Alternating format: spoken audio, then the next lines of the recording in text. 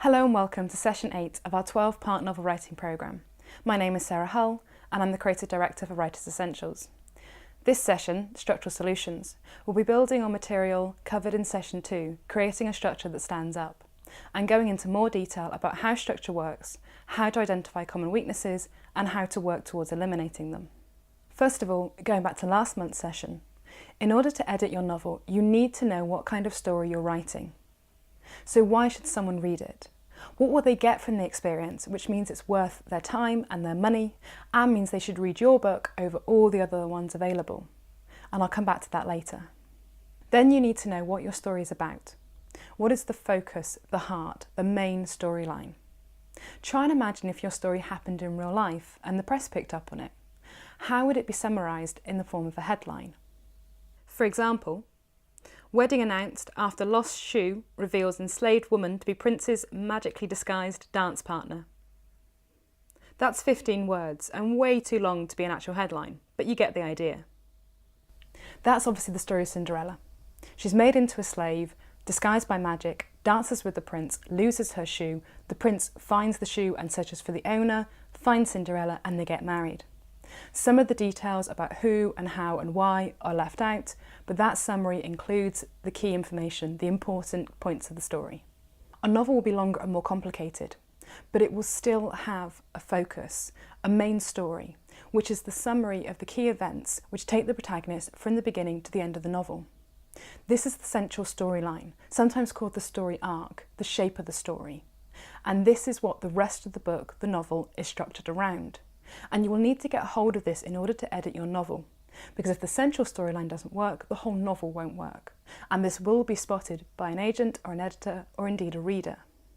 Structure is how you arrange the different parts of your book in such a way that convinces the reader the journey you're taking them on is going somewhere, and that it's worth reading on to find out where. The problem with a full-length novel is that your structure should be buried in it. It is the framework that holds everything up, holds everything together, but it shouldn't immediately be visible to the reader. So you need to take a step back and look at the structure separate from the manuscript. So try writing out a summary of each of the scenes in your novel. For this you could try, write them out chapter by chapter and scene by scene, draw a story arc on a piece of paper and mark them on, put them all in a grid on a piece of paper or on a new document. This is called a storyboard. Put them all on post-it notes and then onto a whiteboard or the wall. This is like a flexible storyboard. Or even draw them out like a cartoon strip. You can then use this simplified version of your novel to assess the strengths and weaknesses of your structure. And for this, I'm going to look at 3 things: what to include, what to leave out, and how the story affects the reader. Number 1. What you include. As we looked at in session 2, within your central storyline you should find 6 key parts. And for each one I'm going to look at what it is, how it works, and what are the common pitfalls connected to it. So first of all, the norm. What is it? The norm is the normal situation for the characters and would generally continue if it weren't for the thing that's about to happen. How it works. The norm is disrupted by something that happens that's never happened before. This is the catalyst. And this starts the story off. So what are the pitfalls? Don't spend too long setting the scene and establishing the norm. A page or even a paragraph should be enough. And the story might even begin after the norm has been disrupted by the catalyst, which would mean the norm would only be referred to later in the story. Whether the story starts before or after the catalyst has changed everything, you as the author need to know what the characters' lives were like before that and what direction their lives would have gone in if it weren't for the catalyst. So think in terms of whether the catalyst made their lives better or worse, and did they then try and return to the norm or not? Secondly, the catalyst. This is the thing that happens that has never happened before and which disrupts the norm. How it works. This is the initial hook for the story and the reason the story starts when it does. So it should be interesting and unusual, which is why it changes the norm, and it should get the reader's attention. So what are the pitfalls? You need to get to this point as soon as possible. As I said before, the catalyst might occur before the story starts. So you might begin with the characters reacting to it. If it doesn't occur within the first chapter, and preferably the first page or so, it begs the question, why have you chosen to start the story at this point and not further on? And be careful not to make it too dramatic.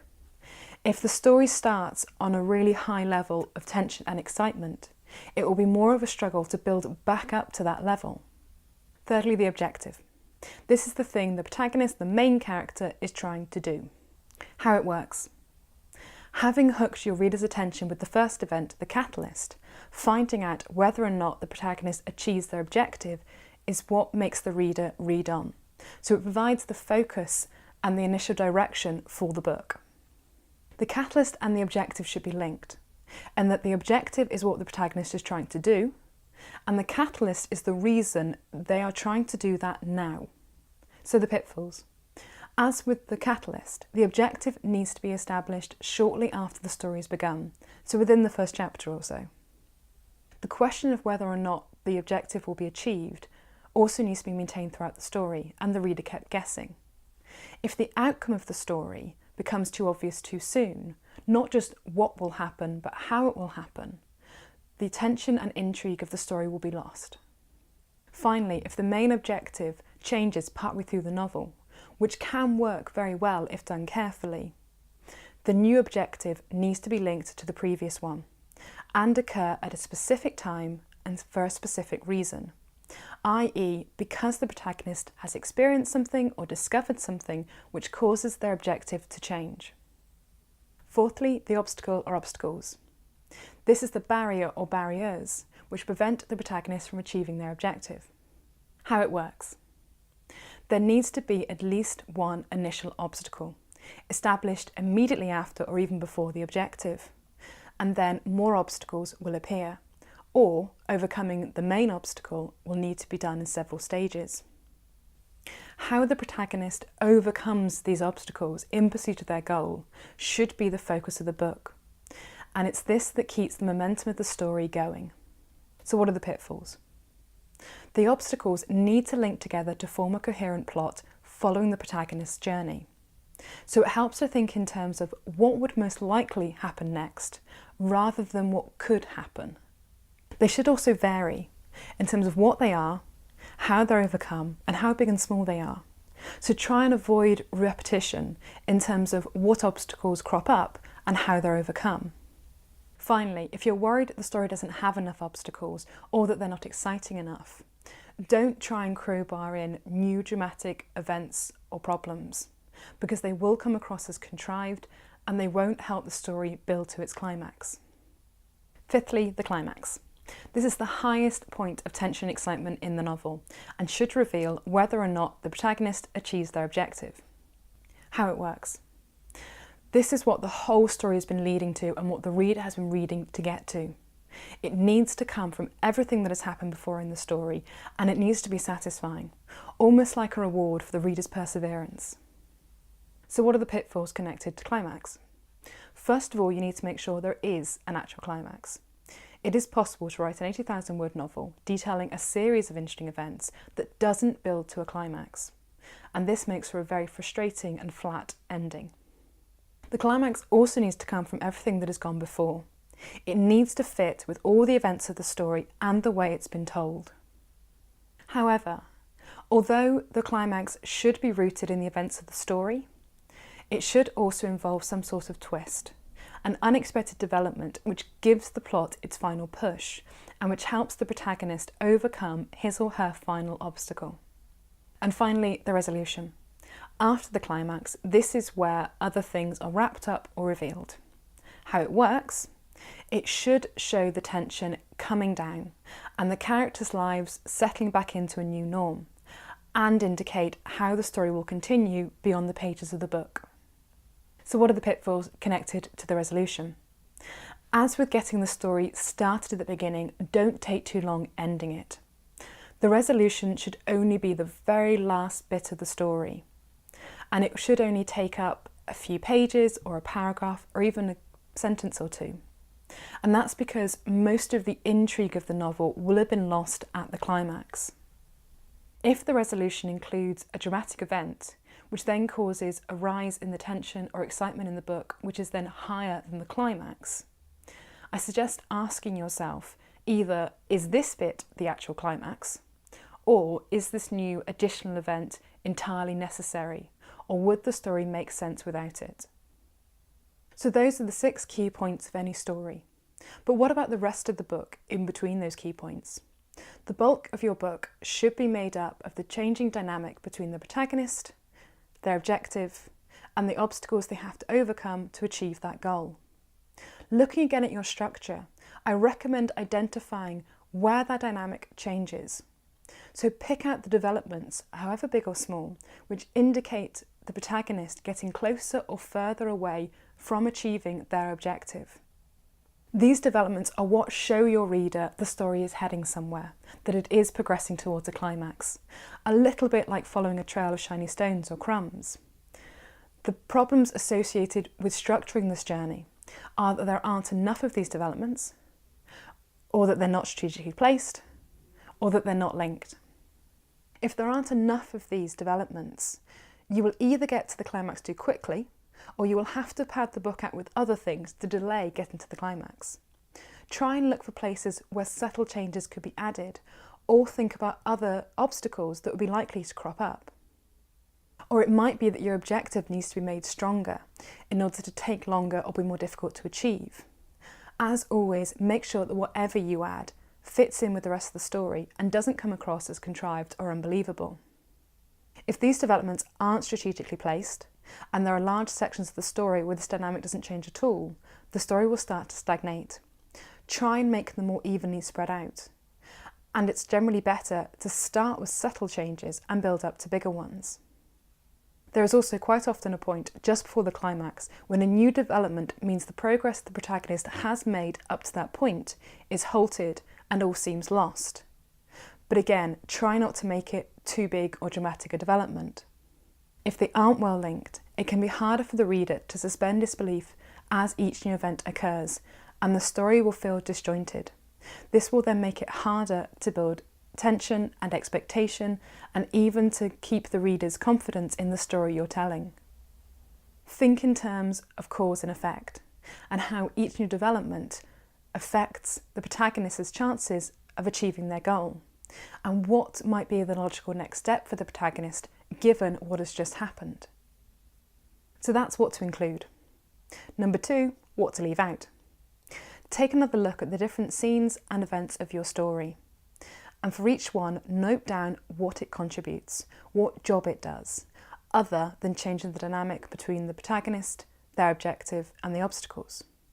So this would be things like introduce a new character, establish the setting, reveal backstory, reveal a piece of information, develop a character, develop the relationship between 2 or more characters. To make sure you have a strong structure, each scene needs to do its job well and needs to pull its weight.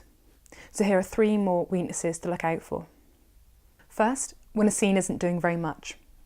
As above, the focus of the book is to find out whether or not the protagonist achieves their objective.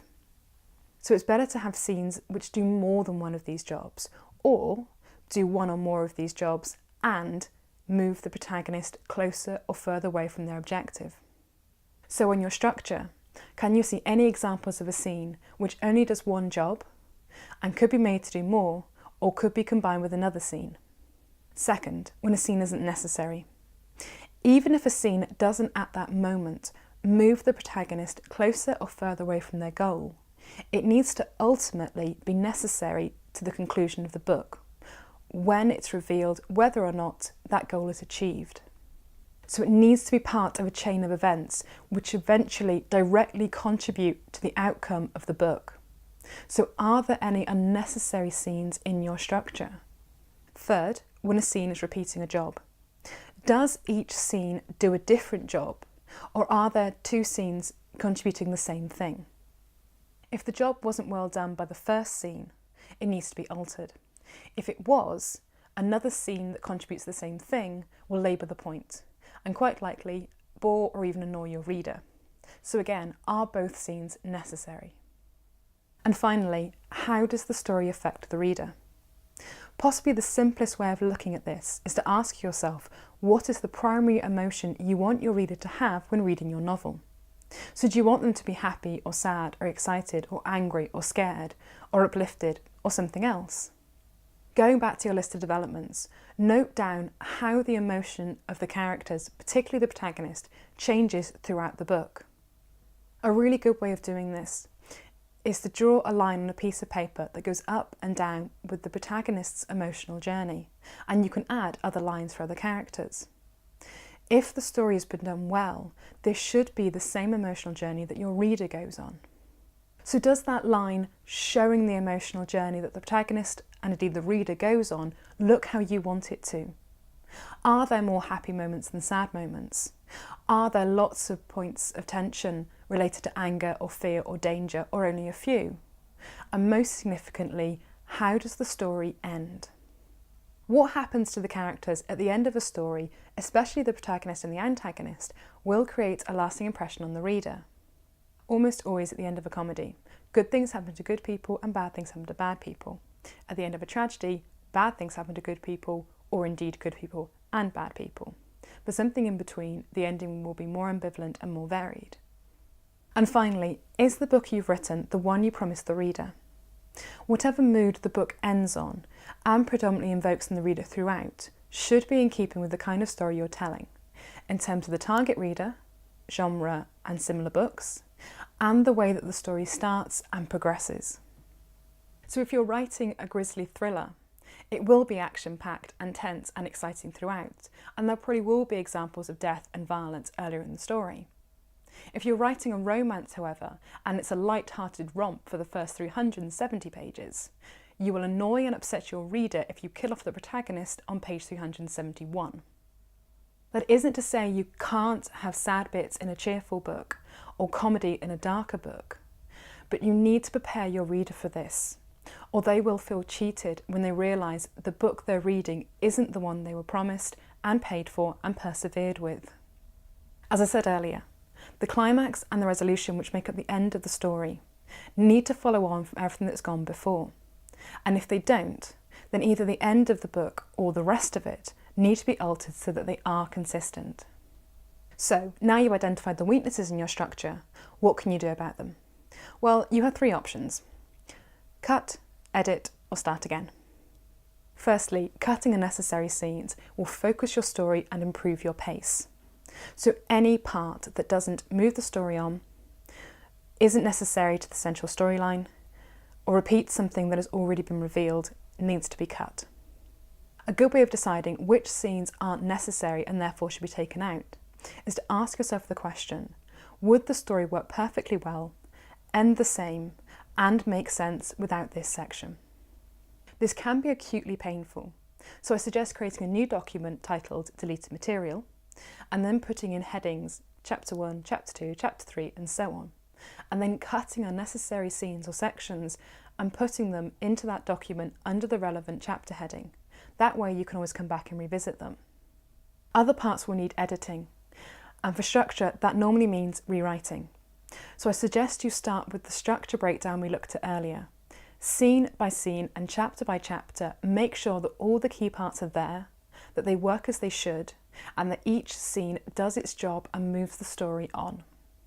This may require changing the focus of some scenes, or editing them down, or moving them around, or combining them with other scenes, to ensure that each scene pulls its weight and doesn't allow the pace to lag or the story to meander.